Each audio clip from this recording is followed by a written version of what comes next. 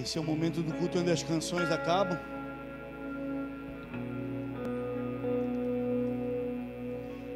E é onde corre o risco da gente dispersar, da gente distrair, da gente acabar esquecendo o motivo pelo qual viemos para esse lugar, que não foi só adorar e bendizer ao Senhor com as canções, mas para declarar que a gente está a fim de ouvir o que Ele tem para dizer, o que Ele tem para falar para os nossos corações. Queria te convidar a sentar, por favor. Queria que você ficasse muito à vontade.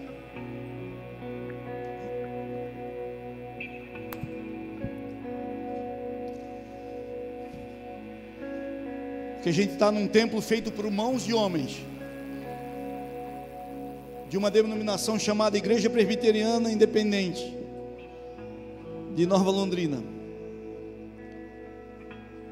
Mas antes disso tudo, a gente está debaixo de uma promessa do Senhor. Onde tiverem 2 ou mais pessoas reunidas em meu nome, eu ali estaria. E se tem uma promessa que eu gostaria de fazer o Senhor lembrar nessa noite, se é que o nosso Deus é capaz de esquecer de alguma coisa, que Ele é um Deus cheio de detalhes. Mas eu gostaria de dizer: Senhor, o Senhor falou quando a gente se reunisse em Teu nome, o Senhor ia estar com a gente, lembra? Assim como Caleb lembrou Josué da promessa feita através de Moisés.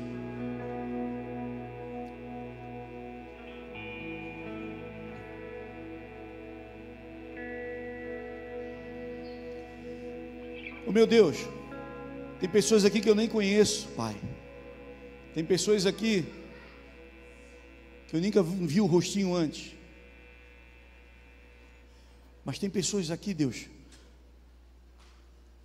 que eu já conheço bem demais, outras conheço um pouco. Mas o mais importante de tudo é o que o Senhor conhece a cada um de nós. Desde a criança mais tenra até a pessoa mais experiente nesse lugar. O nosso Deus de toda honra e toda glória conhece. Eu já vou pedir para você abrir a tua Bíblia, mas antes, tem algumas pessoas que queriam falar algo para vocês. Eu gostaria que houvesse essa oportunidade, por favor.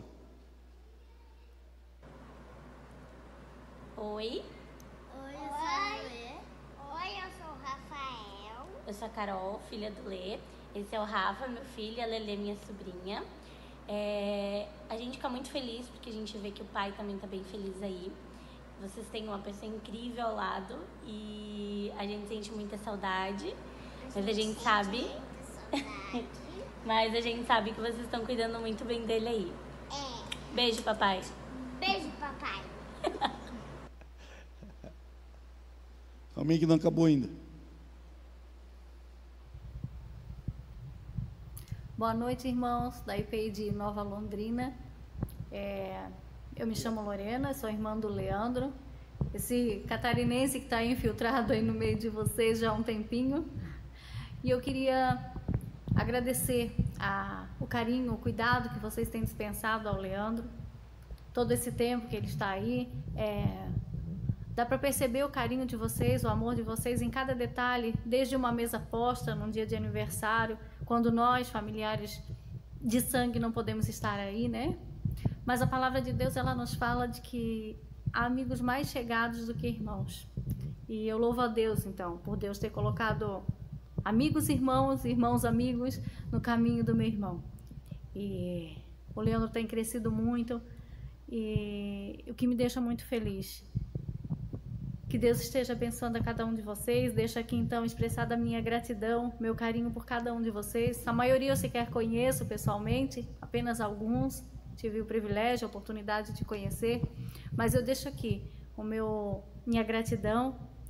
E já desejo a vocês um Feliz Natal, com muita saúde. E que Deus esteja abençoando cada vida, cada família representada aí nessa igreja. Um abraço a todos vocês. Mano, te amo. Feliz Natal, tá? Amém. Feliz Natal, minha irmã. Tá faltando a minha caçula ali, a Camila. minha avó, minha sobrinha, meu cunhado. Faltando um pouco de gente, e não deu tempo. Mas essa é a minha família, lá de Santa Catarina, que eu tenho uma baita vontade de conhecer essa família aqui, que seja breve, que seja logo. Eu gostaria de fazer uma pergunta para vocês. Eu já fiz essa pergunta para o Michael, fiz para a Kelly hoje, né, Kelly? Cadê a Kelly? Tirando você, o seu pai e da sua mãe, queria que se ele tentasse lembrar comigo agora, quem era o pai do seu pai ou da sua mãe, o avô dele e o bisavô. Todos aqui chegaram a conhecer? Algum de vocês aqui chegaram a ver foto, ou ver o nome deles? O tataravô? A Neide sim. Porque a família da Neide, a família italiana, tem um hábito de se reunirem e buscar a árvore genealógica. Então eles acabaram descobrindo até quem migrou da Itália para cá, como foi o processo, quem foi o nono pai de todos que começou essa história aqui no nosso continente.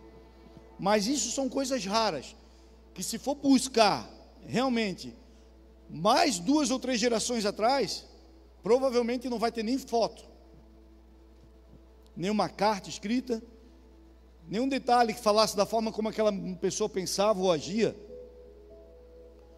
E eu queria que a gente conversasse um pouquinho sobre isso hoje, sobre legado.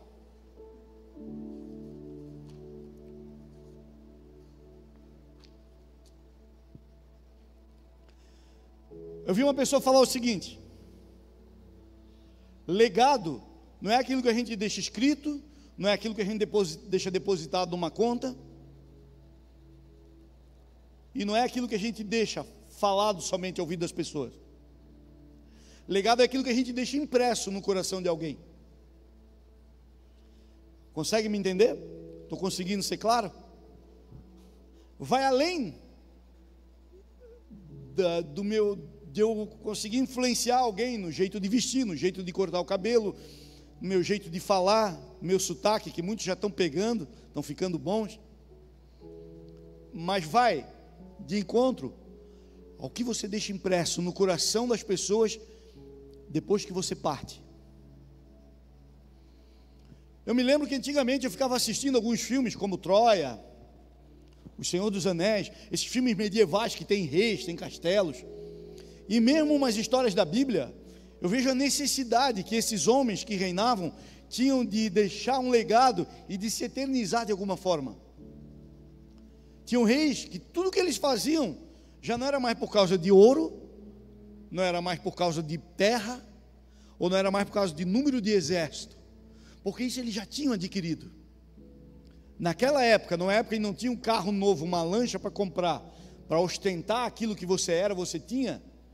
O desejo de um rei, se ele pudesse achar a fonte da juventude, achar, sabe esses filmes que tem, que você toma alguma coisa e você vive para sempre? Esse era o desejo deles, que eles pudessem ser eternizados de alguma forma. Como eles sabiam que a carne deles não ia aguentar isso tudo, alguns escreviam, alguns construíam palácios com o nome deles, cidades com o nome deles, com a intenção de que o nome deles se perpetuasse, junto com os seus feitos. Aqui no Ocidente, talvez nós não tenhamos o mesmo hábito, ou a mesma cultura, mas eu tenho entendido que no céu existe. E é sobre isso que a gente vai conversar um pouquinho hoje. Sobre esse legado terreno e sobre esse legado eterno. Sobre esse legado terreno que às vezes um tataravô, tataravô, que nem diz a música do Mundo Bita. Quem tem filho aqui sabe do que eu estou falando, que a música grava mesmo na cabeça. Mas a gente já não sabe mais. A gente não entende mais, a gente não sabe. A gente está aqui, a gente conheceu a Cristo, mas não sabe Houve algum ancestral meu que dobrou os joelhos e intercedeu por mim, pelas próximas gerações? Houve alguém que falou do amor de Cristo para o meu tataravô ou avó? Houve essa pegada no meio da minha árvore genealógica?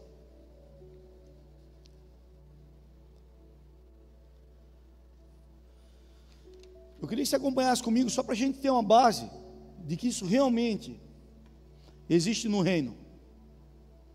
E a gente encontra pitadas disso durante toda a palavra de Deus, desde o primeiro livro, Gênesis, o início de tudo, até no livro de Apocalipse.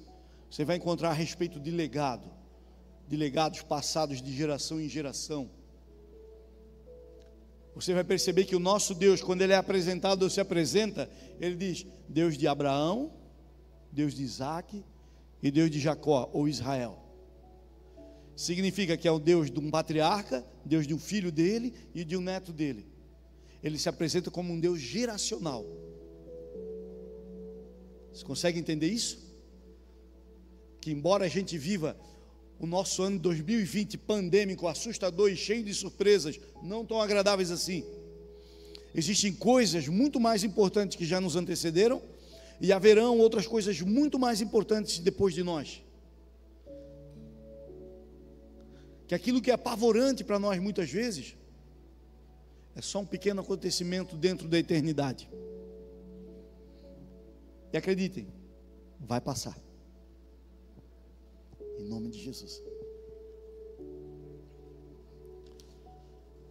Lá no livro de Gênesis, capítulo 5, o verso 24. Eia, Cleito, mais rápido que eu aqui na Bíblia.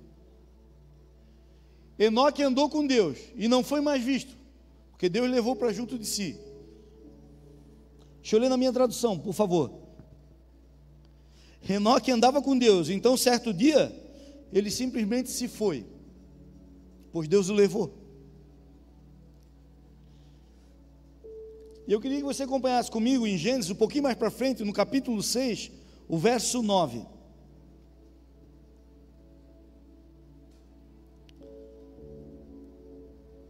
E o verso 10, consecutivamente. A história de Noé é a seguinte: Noé era um bom homem, uma pessoa íntegra em sua cidade, e andava com Deus, e tinha 3 filhos, Sem, Cão e Jafé. Vamos parar só um pouquinho aí, vamos dar um zoom nesses 2 textos que falam de Enoque e Noé, e vamos achar uma frase que tem ali no meio, junto com os 2. Qual era a biografia de Enoque? Andava com Deus, e simplesmente sumiu, se foi, porque Deus foi e levou para junto dele. Andava com Deus. Aí a gente vai na genealogia de Noé, passam 3 ou 4 gerações depois de Enoque, e eram 3, 4 gerações muito maiores, porque vem Matusalém como o vô de Noé, só gente que durava 800, 600, 900 anos, coisa pouca. Imagina fazer um bolo de aniversário para uma pessoa dessa, né? Como é que faz para pôr vela? E lá estava Noé, o Senhor prestes a acabar com tudo, porque o mundo estava virado num chapéu velho. De repente salta aos olhos do Senhor Noé, homem íntegro, temente a Deus, e andava com Deus. A gente dá um zoom nessa frase, e é a mesma frase de Enoque, e eu consigo ver um legado aí. Enoque conseguiu deixar alguma coisa impressa nos seus sucessores, que alcançou a vida de Noé, e através desse legado, a terra não foi toda consumida, alguns foram tirados para um recomeço. Poxa, Leandro, peraí então quer dizer que a possibilidade de eu estar sentado aqui hoje, ouvindo tu falar dessas coisas do reino, dessas coisas eternas e de um legado, pode ter a ver justamente com o legado de um ancestral meu que intercedeu pela minha geração, que plantou alguma coisa no coração do meu trisavô, do tataravô, do bisavô, do avô, do pai até chegar em mim? Uma grande possibilidade, acreditem.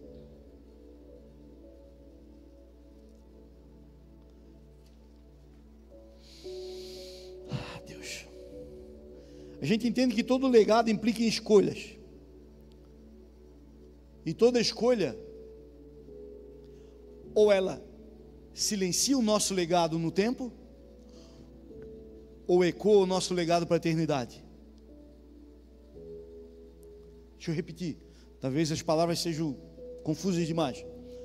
Aquilo que nós escolhemos pode fazer com que nosso legado cesse na nossa geração, e não só eu, mas os próximos depois de mim sequer sejam lembrados na história do mundo. Não que isso seja de grande proveito humano, mas quando nós falamos da palavra de Deus, do evangelho sendo levado, isso tem projeção eterna sim? Ou as nossas escolhas fazem justamente isso, elas continuam ecoando. Os astrônomos dizem que quando a gente vê a luz de uma estrela, talvez ela já tenha morrido alguns milhares de anos, e o que a gente está vendo é o restinho da luz dela chegando até a gente atrasado, tempos depois. E seria como isso, o eco do nosso legado através das gerações. Leandro, mas quem te falou que aquilo que você escolhe faz cessar? Vocês lembram dos amalequitas, que o povo de Deus queria passar e os amalequitas não deixaram? A ordem do Senhor foi: mata todo mundo, eu não quero bicho, não quero filho, não quero nada.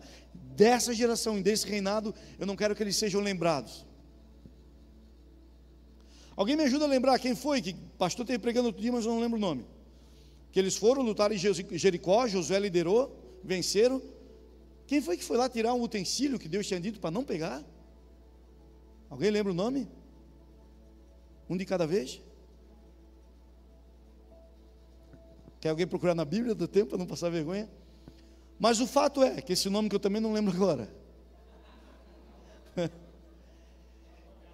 Ele recebeu uma ordem, Acã, só para ver se vocês estavam ligados, no fundo eu sabia, mas só para incentivar vocês a buscar mais no íntimo do coração.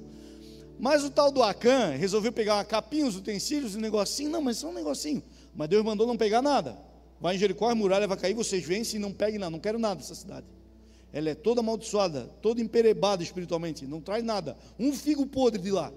Não, mas Acã não, ele era o bichão, ele queria trazer um negócio, esconder debaixo da tenda.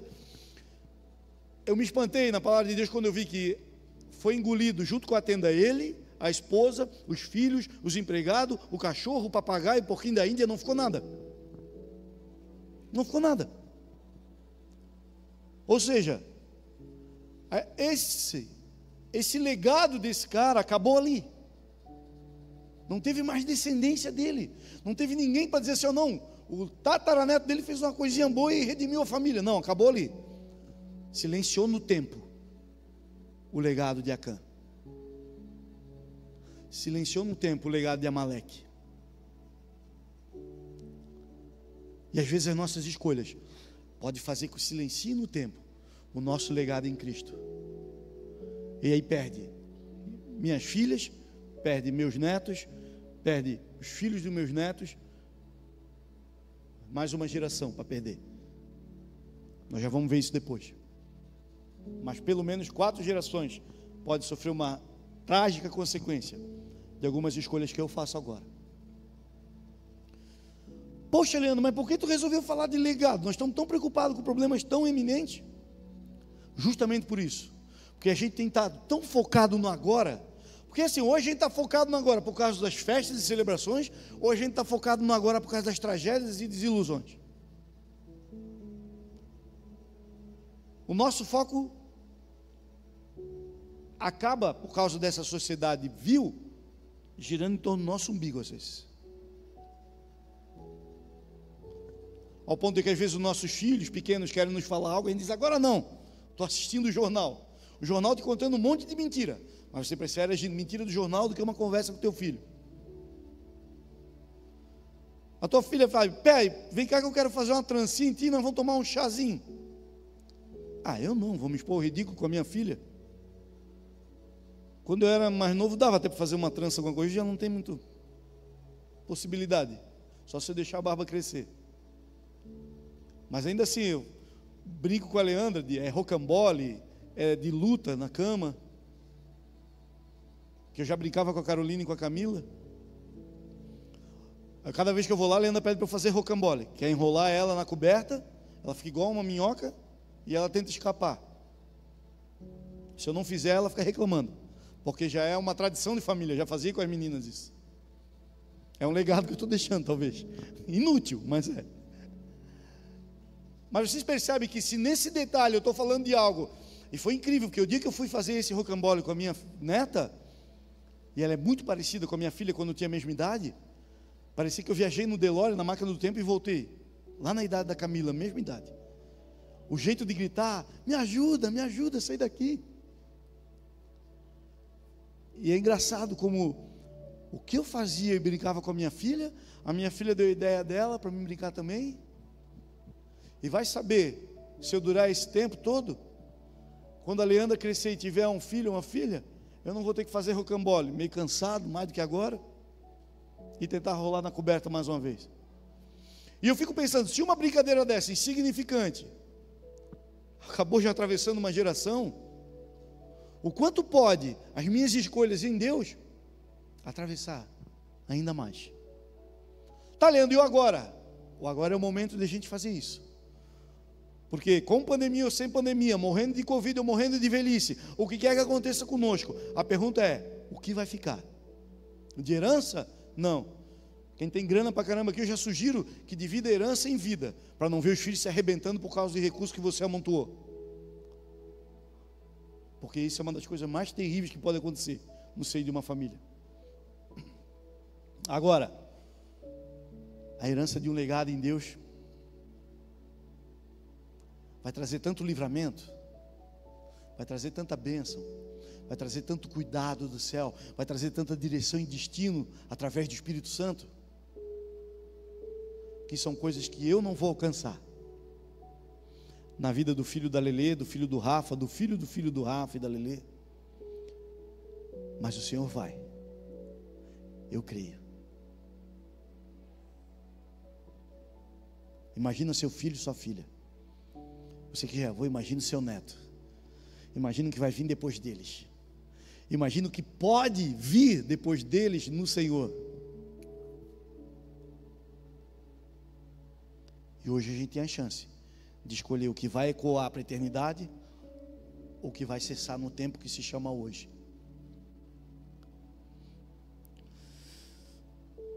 Vamos falar um pouco mais de legado? Queria que se abrisse agora em Mateus 1, verso 5.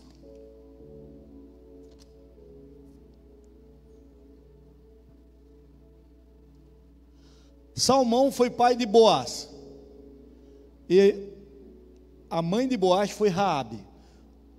Boaz foi pai de Obed, e a mãe de Obed foi Ruth. Obed foi pai de Jessé. Deixa eu ler a minha tradução. Salmão foi pai de Boaz, a mãe de Boaz foi Raabe. Boaz foi pai de Obed, e a mãe de Obed foi Ruth. Eu não sei se vocês lembram quem é Raabe. Vamos falar de Jericó de novo? Raabe é citada na Bíblia como a prostituta de Jericó. Foi uma mulher que se converteu. Aqui hoje nós chamamos de biscate de Jericó, porque a gente tem essa tendência a colocar rótulo nas pessoas, né? A biscate de Jericó. Mas ela se converteu, e por causa da conversão dela, ela amarrou uma fita na casa, os soldados foram lá, livraram a casa dela. Ela veio para o seio do povo de Deus, se casou, e não sei se vocês entenderam, mas o fato dela ser parte da genealogia de Davi, porque Boaz era bisavô de Davi, foi prometido por Deus a Davi, vejam só o que é um legado, foi prometido por Deus a Davi o quê? Que seu trono não faltaria descendente, até que chegou em Cristo, descendência de Davi. Então não sei se você entendeu, mas a descendência de Cristo passa por uma ex-prostituta. Agora deixa eu conversar uma coisa com você. O nóia, a prostituta, o ladrão, o nó cego, todos esses rótulos que nós começamos a colocar nas pessoas ao longo dos anos, eles têm tanta chance de alcançar a graça e misericórdia de Deus e deixar um legado. Até nós temos, muito mais eles.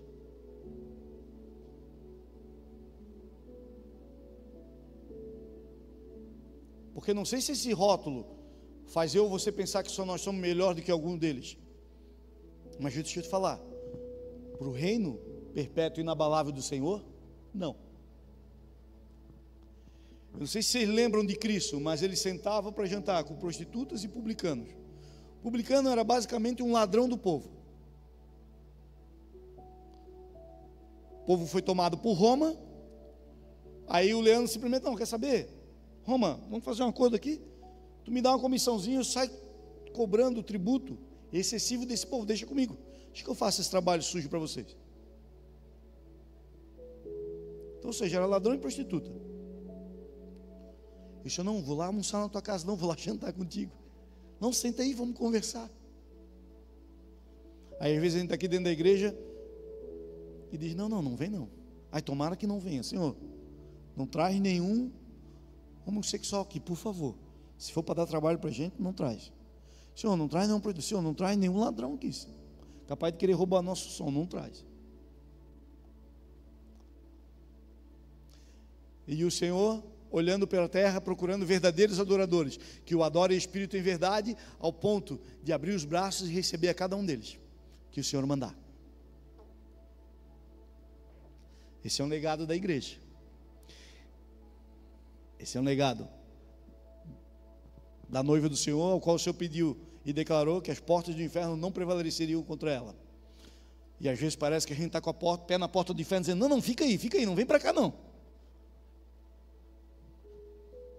Em vez da porta do inferno não prevalecer, a gente está segurando para que eles não venham e sejam salvos. Meu Deus, Leandro, acabasse com o meu domingo. Não, mano. Talvez essa seja uma noite da gente mudar o nosso legado a esse respeito. A Leandro está querendo dizer que a nossa igreja sempre foi porta fechada para os outros? Não. Mas estou querendo dizer que há vezes, e há a possibilidade do nosso coração algumas vezes estar mais fechado que aquela porta, para as pessoas que aqui chegam.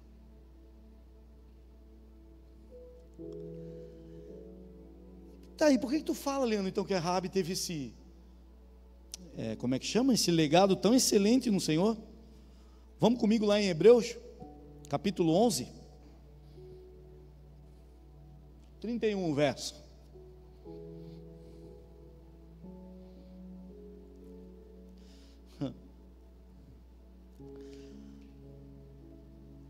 Não sei se você sabe, o livro de Hebreus é praticamente, esse capítulo, o salão dos heróis da fé.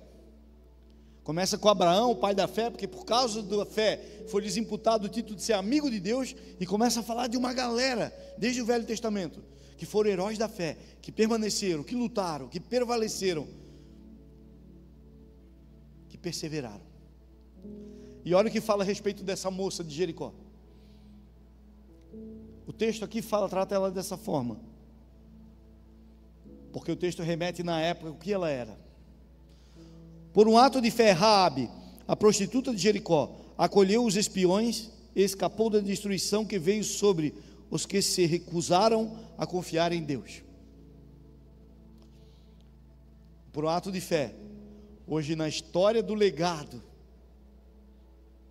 da noiva do Senhor, da genealogia do Cristo, a ex-prostituta de Jericó se tornou a esposa honrosa de Salmão, pai de Boaz, bisavô de Davi. Vocês lembram quando Jesus entra na cidade e o Bartimeu clama? Vocês lembram qual é a frase que ele fala? Jesus, filho de Davi. Vamos ao pé da letra? Jesus era filho de Davi? Não. Primeiro era filho de Deus. Mas aqui na terra, de forma adotiva, filho de José. Então Bartimeu, além de cego, era doido. Não. Bartimeu está falando de geração, de legado. Jesus, da linhagem de Davi. Porque havia uma promessa messiânica a respeito disso. Bartimeu naquela frase estava declarando, eu sei quem tu és o Messias, o Salvador, que veio da linhagem que o Senhor falou que viria, que veio da linhagem que Isaías 400 anos antes falou que viria. Jesus, filho de Davi, bisneto de Boaz, tataraneto de Raabe. Isso me dá um nó na garganta. Porque essa menina, que é uma ex-prostituta, agora ela é mencionada como uma linhagem nobre do céu, não daqui da terra. Não se tratava de Davi, o rei terreno, mas tratava da linhagem de Cristo, o rei soberano e eterno, o rei dos reis e o Senhor dos senhores. É dessa linhagem que essa menina faz parte. Amém?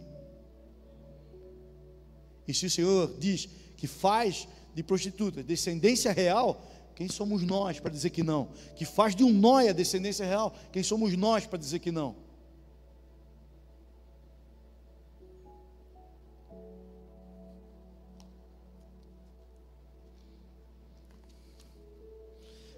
Vou terminar falando de último legado. Quem que já ouviu falar de Jonathan?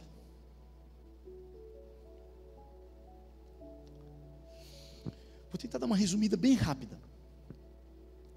Saul foi colocado no trono, rei de Israel, certo? Saul começou a fazer uma caca atrás da outra, até que o Senhor pegou Samuel e disse: Samuel, eu quero que tu vá ungir outro rei, porque eu vou tirar Saul da jogada. Chega, para ele deu.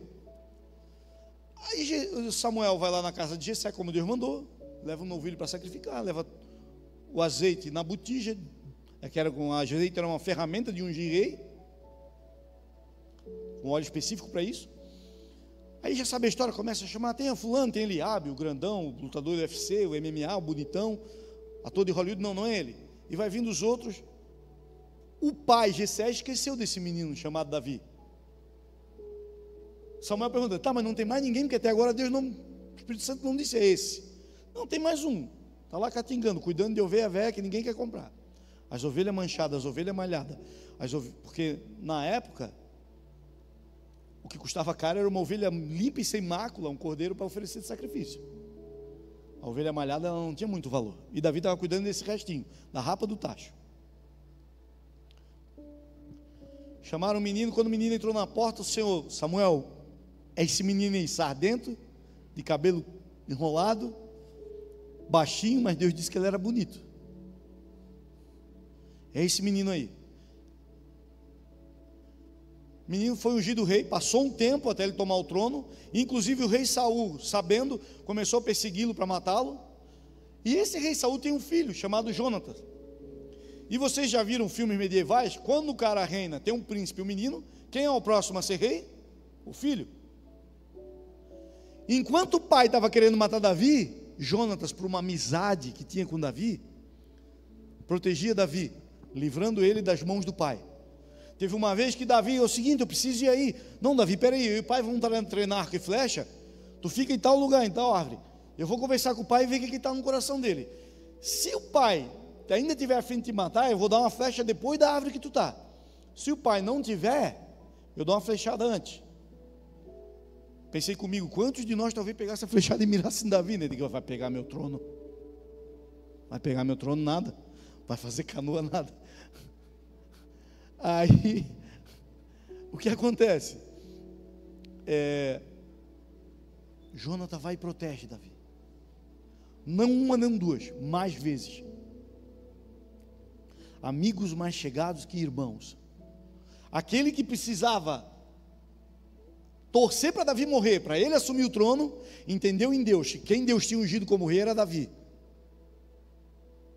Amigo dele. E que ele devia abrir mão para que o amigo fosse rei. Agora deixa eu abrir um parênteses aí com você. Quantos de nós estamos dispostos a abrir mão para que outro seja? Isso faz parte de um legado.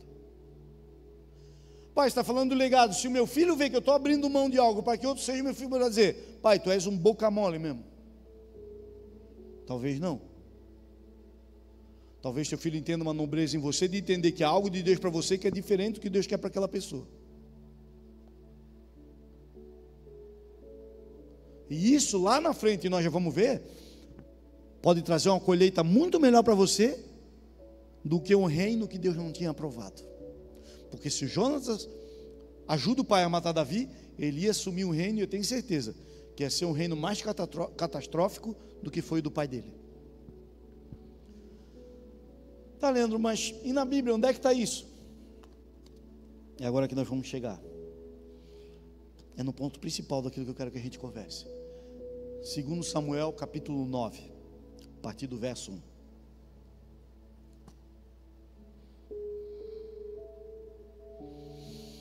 Eu vou ler na minha tradução aqui, tá? Vocês acompanhem na tua Bíblia lá, por favor. Certo dia, Davi procurou saber: ainda existe alguém da família de Saul, o cara que estava perseguindo ele de morte? Se houver, gostaria de fazer algo por ele, por respeito a Jonatas. Eu não sei se essa tradução diz por causa de Jonatas. Eu li uma outra tradução que diz por amor a Jonatas, o amigo. Já conseguiram entender que Jonatas deixou um legado aí? Que a amizade de Jonatas criou no coração de Davi o desejo de abençoar alguém da família dele? Algum sucessor, algum filho, algum neto, algum bisneto que pudesse ter?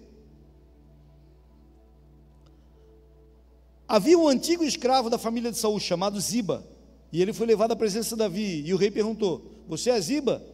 Ele respondeu: sou sim, senhor. E o rei perguntou: ainda existe alguém da família do Senhor para que eu possa fazer alguma coisa? E Ziba disse: sim, o filho de Jonatã, aleijado dos 2 pés, está vivo. Onde ele está? E Ziba respondeu: ele vive na casa de Maquir, filho de Amiel, em Lodebar. Tradução de Lodebar significa lugar de esquecimento. O filho do amigo de Davi, que tinha aberto mão de trono para Davi reinar, estava no lugar de esquecimento, e Davi não sabia disso, mas algo inquietou o coração dele para saber. O rei não perdeu tempo, mandou buscá-lo na casa de Maquir, filho de Amiel, em Lodebar. Mefibosete, filho de Jonatas, neto de Saul, apresentou-se a Davi e prostrou-se com o rosto em terra, por respeito ao rei, e perguntou: você é Mefibosete? E ele respondeu: sim, senhor. Davi o tranquilizou: não tenha medo, eu gostaria de ajudar você, em honra e memória do seu pai Jonatas. Oh meu Deus. Para começar, eu vou devolver a você todas as propriedades do seu avô Saul. Além do mais, de hoje em diante, você participará de todas as refeições comigo, à minha mesa.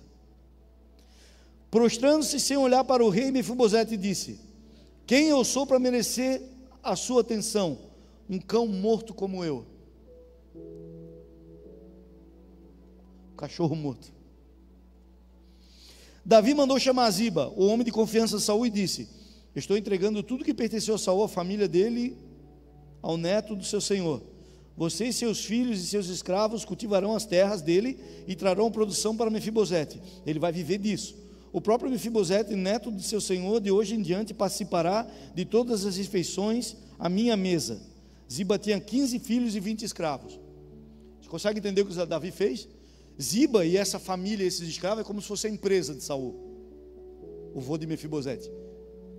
E as terras todas, toda a propriedade, todo o patrimônio, dá para Mefibosete, para o neto de Saul, filho de Jonas, amigo de Davi, e diz: ó, os caras vão trabalhar para ti, vão ver disso, a empresa vai tocar e tu vai só lá pegar o prolabore. E a propriedade é tua, se tu quiser vender, se tu quiser produzir nela. Aí eu fiquei, gente, já tinha passado, o Jonatas tinha morrido, Davi já estava velho, já tinha passado os anos, Davi já não era mais um menino cuidando de ovelha, ele já tinha sido guerreiro e se tornado rei.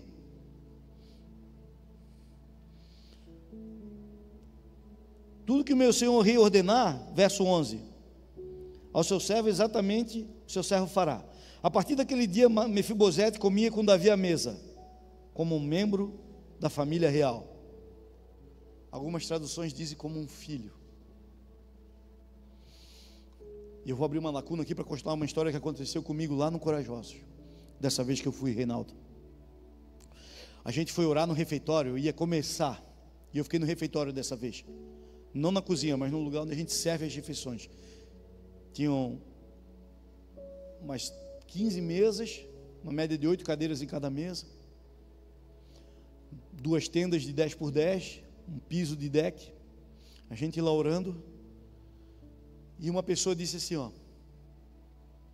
o Zé falou, veio no meu coração Mefibosete, veio no meu coração Mefibosete,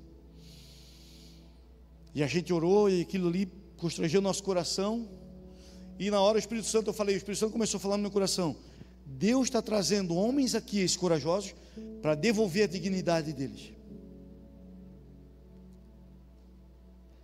Enquanto a gente servia a primeira refeição, eu e o menino que é haitiano lá, o Claudinho, trabalhando comigo no refeitório, a gente servia o suco. A gente dizia: Deus abençoe, cara, bom apetite. Alguns olhavam regalados para a gente, outros agradeciam.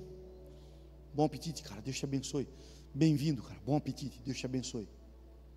Mas no nosso coração queria dizer assim: você é digno de estar nessa mesa. E no meu coração, depois a gente reuniu, eu falei: gente, o Senhor está falando no meu coração que tem pessoas aqui que foram convidadas a se retirar de alguns ambientes. Vaza, tu não é bem-vindo aqui. Vaza, nunca mais pisa nessa casa, nunca mais senta nessa mesa. E Deus naquele dia estava restaurando, naquele final de semana, restaurando dignidade de filho, tirando escravos do desprezo, tirando pessoas do lugar do esquecimento e trazendo para a mesa como filho do Abba Pai que nós cantamos. Paizinho. Eu não sei se você consegue entender, se da mesma forma como passou no meu coração lá, passa no seu, mas há uma seriedade nisso, há um inverter de história, uma mudança de caminho nisso, aqui dentro do coração daqueles homens, pelo simples fato de a gente entender um propósito de Deus num lugar e orar a esse respeito. Deus queria restaurar a dignidade deles.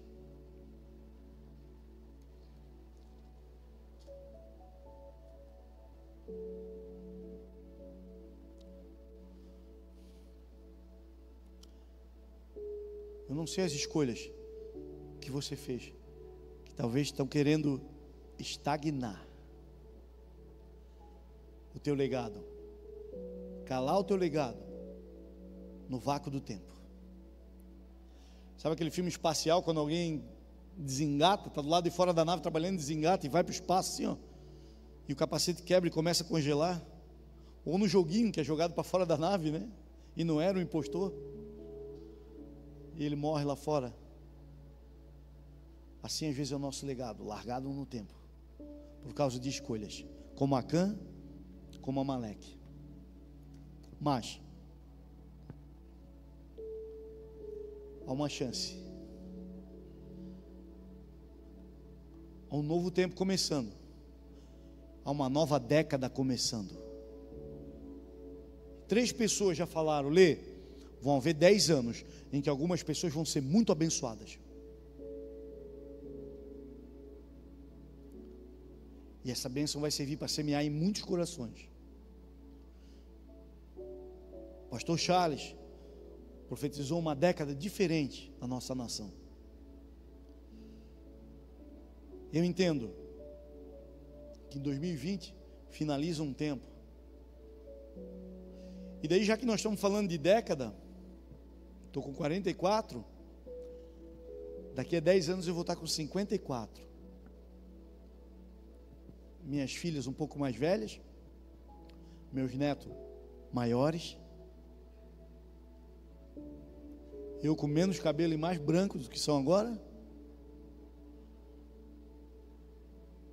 E o legado, o que vai ficar para eles?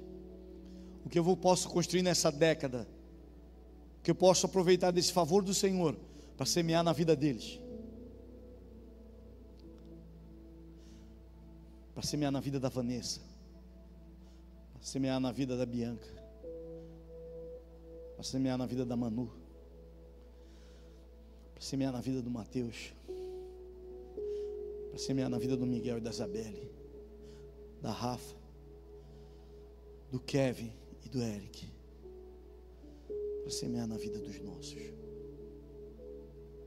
para semear na vida da Antônia, para semear na vida do Jonathan e do Maico. Ah, Senhor,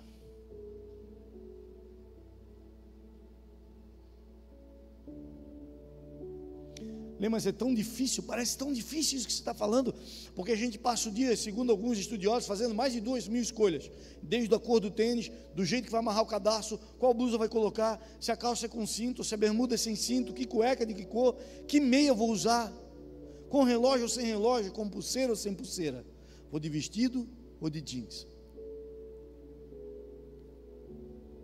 Mas a gente sabe que existem os vales das decisões.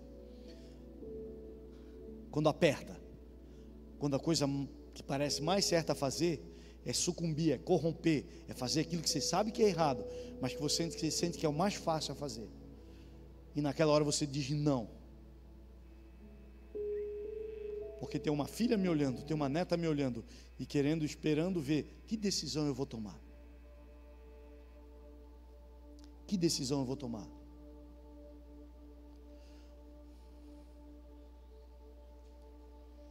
Para facilitar um pouco, eu vou lembrar de uma promessa que o Senhor tem para a nossa vida, lá no livro de Êxodo, capítulo 20.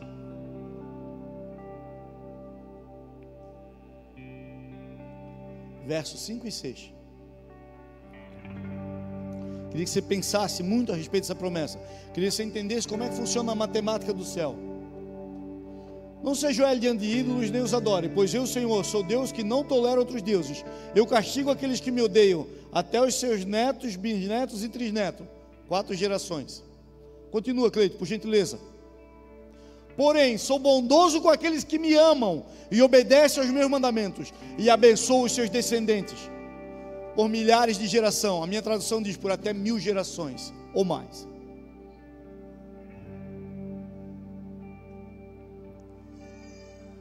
Se existe alguma decisão que você tomou, que você entende que feriu seu filho, feriu seu neto, feriu seu bisneto, talvez seja essa noite que o Senhor proporcionou, para que você se arrependa e peça perdão. Se existir uma falta de esperança, de que fazer a escolha certa não vai dar fruto, que todo mundo vai zombar de você, achar que você é um trouxa, por não ter mentido a idade, por não ter mentido o grau escolar no currículo, por não ter feito aquilo que não deveria ter sido feito realmente. Eu quero te falar que a respeito dessa tua escolha, que pareceu idiota, tem 1000 gerações de bênção.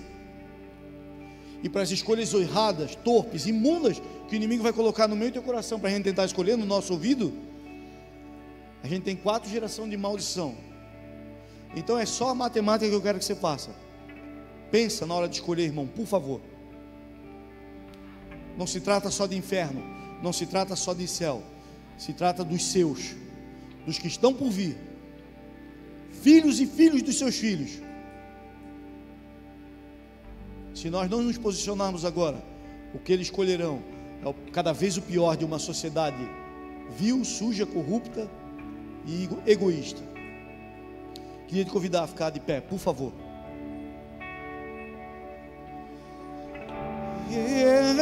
O Santo Deus de Israel, digno de toda honra e toda glória,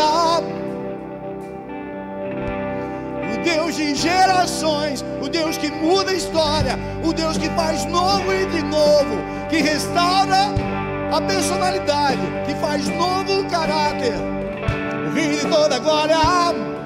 Pai, em nome de Jesus, eu queria clamar pelos teus filhos, os que estão presentes nesse lugar, os que estão em suas casas nos assistindo, não importa o número, quantos são, mas por favor, Pai, os alcancem graça, misericórdia e sabedoria, para eles consigam fazer suas escolhas, para que eles entendam que há um legado a ser deixado, que há como uma carta de herança a ser deixada, não uma carta de recursos humanos, de tesouros que a traça destrói, mas um legado de esperança, de fé e de amor, como o amor de Davi por seu amigo Jonatas, que trouxe favor ao neto desse mesmo Jonatas.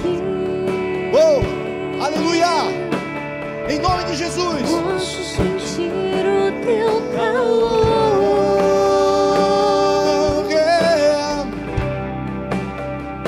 Vem me envolver. Aleluia. Me constranger com teu amor. Você pode levantar tua mão aos céus. Filho de Davi,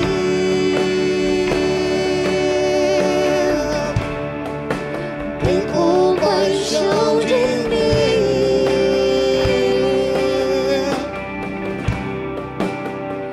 Toca nos meus olhos, Faz as escamas caírem.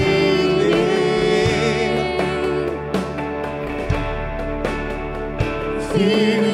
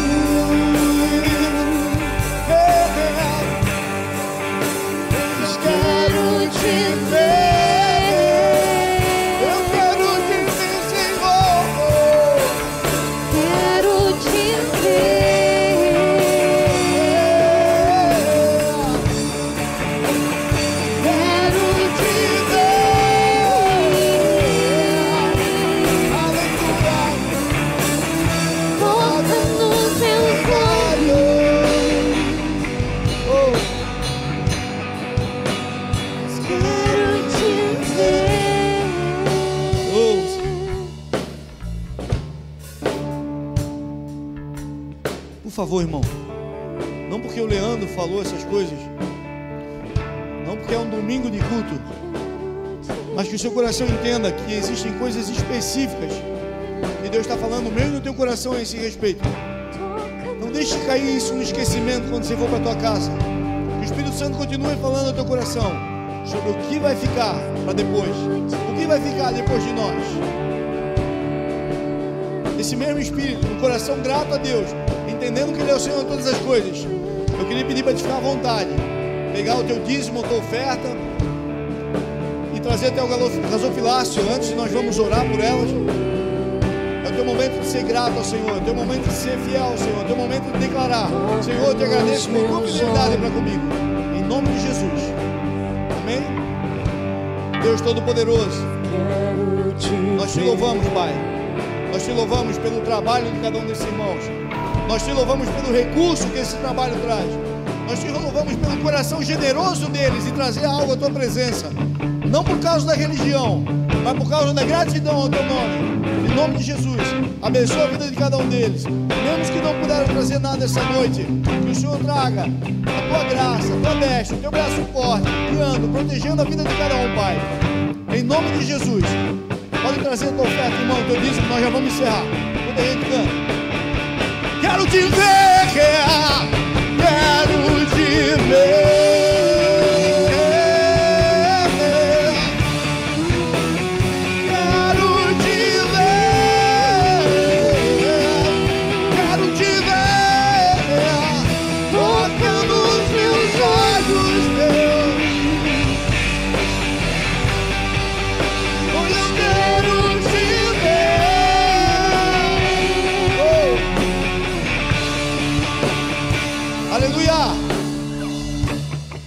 Ô Marco, tem algum recado para ser dado? Sim. Galera que veio nos visitando hoje, a gente quer dizer que vocês são muito bem-vindos. Todas as vezes que vocês quiserem vir, a nossa casa, a nossa família está de portas abertas, tá bom? Aleluia. Antes de vocês irem embora, aquele pessoal que recepcionou vocês vai estar ali para levar vocês numa salinha, se vocês quiserem, só para a gente conversar um pouquinho, bem rápido, pra vocês tomarem um café, um chá, uma água, ok? Sintam-se à vontade. E domingo que vem, estamos de novo aí. Amém. O último culto do ano vai ser tremendo. 9 pessoas nos visitando hoje, baita presente. Aleluia. Todos são bem-vindos. Amém. Todos estão convidados para ir lá na salinha. Por favor, fique à vontade, bem mesmo. Kelly, vamos dar o nosso glória a Jesus? Então vai. Vamos lá? De 3. 1, 2, 3 e...